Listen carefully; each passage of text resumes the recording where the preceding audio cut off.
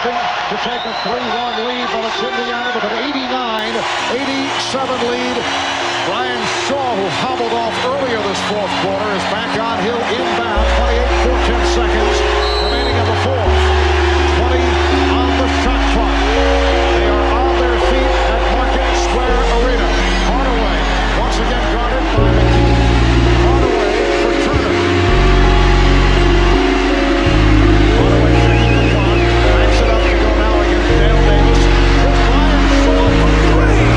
Brian Shaw, who hit a three-pointer earlier, comes off the bench to knock it down from downtown. And Orlando now leads 90-89 with 13 and 3/10 seconds remaining in the fourth quarter. Well, it's a two-man game set up with Jeff Turner and Kenny Hardaway. I think the Magic anticipated Mark Jackson guarding Turner. He wasn't. Mark Jackson was guarding Brian Shaw. He stepped in to help. The penetration by Penny, and that set up Brian Shaw for the good look at the basket, who had just cut out before with that sore ankle. But Marv, as you mentioned, he hit a big three-pointer in the left corner in the middle of that Magic run.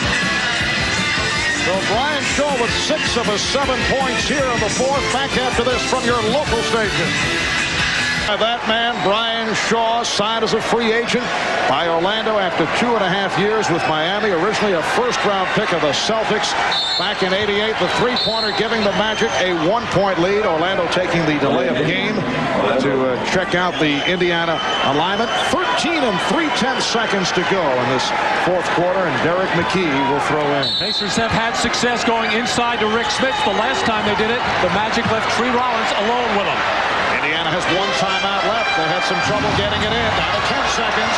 Jackson, Miller taking the shot and hitting a three for Reggie Miller to give Indiana a 2-point lead with 5 and 2/10 seconds to go in the fourth, and the Magic calling for time.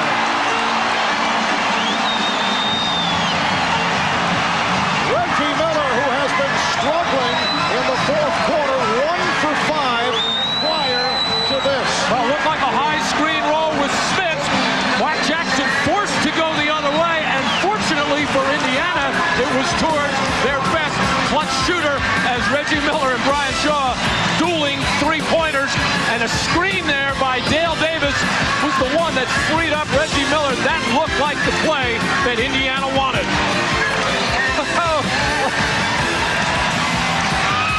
5 and 2/10 seconds to go. Indiana by 2. We'll be right back.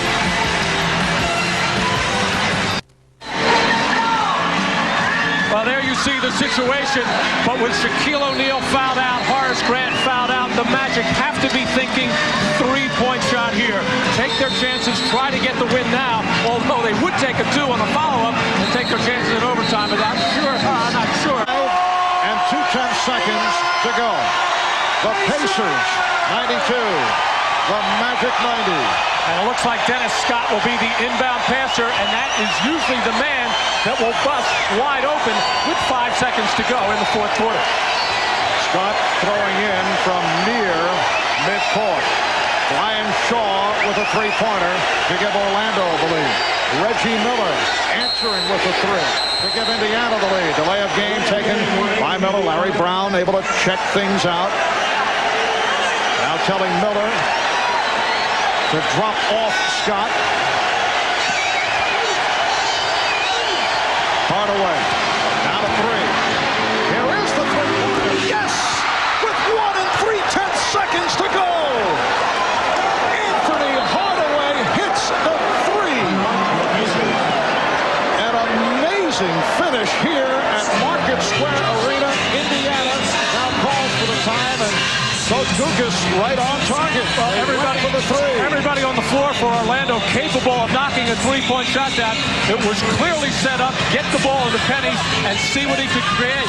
Good defense actually by Haywood Workwith to force Hardaway to his left, and under pressure Hardaway just put a little extra oomph in getting off the floor to make sure he could get a good look and a follow through on this shot. He pounds both feet into the floor to get up and over Haywood Workwith. Very close to the three-point line, but just far enough behind for Orlando.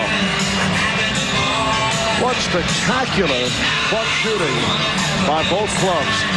How rare it is in this type of scenario to see 3 in a row where it's all on the line. Oh, the whole NBA playoffs, it seems to me, Marv, not every game, but we have seen situations like that in this series.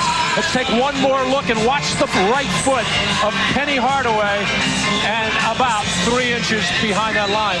But a tremendous job of shooting that shot to his left. I think normally Penny, he likes to make a move to his left normally for the drive, but I think he would prefer to take that jumper going to his right. And Brian, little body English, getting on that to fall. 26 points for Hardaway, and yes, another memorable Memorial Day contest. Back in '85, the Celtics walloping the Lakers. 91, the Bulls beat the Pistons. We did that game on NBC, and the Pistons, very upset, walked off without shaking hands with the Chicago Bulls. And then in '93, the Chicago victory over the Knicks, featuring the 54 performance by Michael Jordan.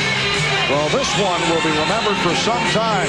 Still a 1.3 seconds to go. And the Magic up 93-92. They do not have their delay of game, but they take the timeout.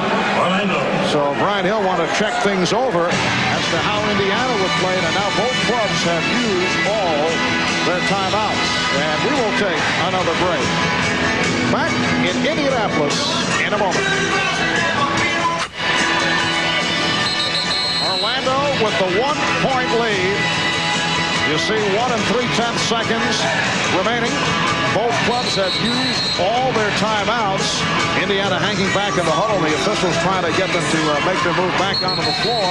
You hear the whistles blowing. Orlando is ready. Larry Brown taking his time and mapping it out. Already one delay of game warning. It could be another one. I don't think. Normally you would like to have the ball being challenged on the pass and bounce, but with Reggie Miller, probably the guy that's going to get the catch here, a good idea to take the man guarding the passer and just track Reggie and watch.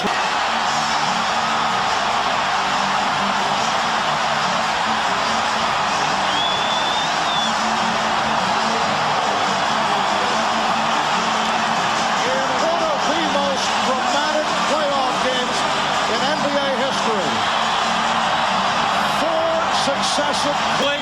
Smith was the second option, and actually Tree Rollins trying to take away that first shot with just 1.3 left.